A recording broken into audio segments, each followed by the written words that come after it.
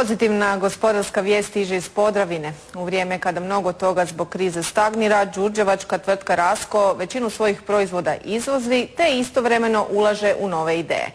Odlazimo Andrijani Gregur. Andrijana, čini se kako ipak kod njih postoji taj ključ za uspješno poslovanje. Darko Paviša i Frane Franišević prije 20-ak su godina odlučili napustiti siguran posao u državnoj tvrtki. Pokrenuli su vlastiti posao i iz malog su obrta prerasli u obiteljsku kompaniju sa 190 zaposlenih.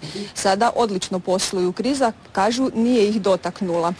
Prednjače u Hrvatskoj po proizvodnji vozila za održavanje. Sve što su stekli su vlastitim radom, hrabrošću, znanjem, iskustvom i vjerom u vlastite ljude i vlastite snage. Danas su predstavili svoj novi proizvod, vozilo Muvo.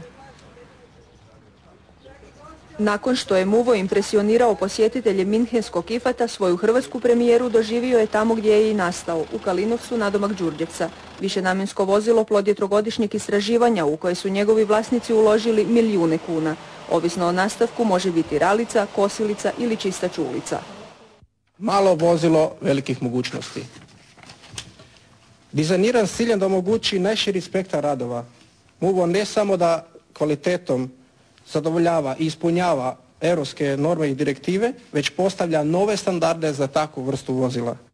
Novo vozilo jedno je od 40 vlastitih dizajniranih i proizvedenih u tvrtki Rasko. Ta tvrtka po proizvodnji opreme prednjači u Hrvatskoj, a izvozom više od 3/4 svojih proizvoda zauzima važan dio tržišta Europe.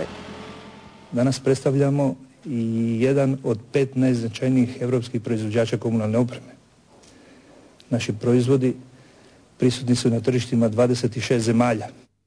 Tvrtka Rasko svoje predstavništvo ima u još 6 zemalja. Samo u prošloj godini ostvarila je prihod od 25 milijuna kuna, a novim vozilom Muvo, koje će se na tržištu pojaviti u prosincu po cijeni od 65.000 eura, prošlogodišnji će prihod, sigurni su, višestruko nadmašiti.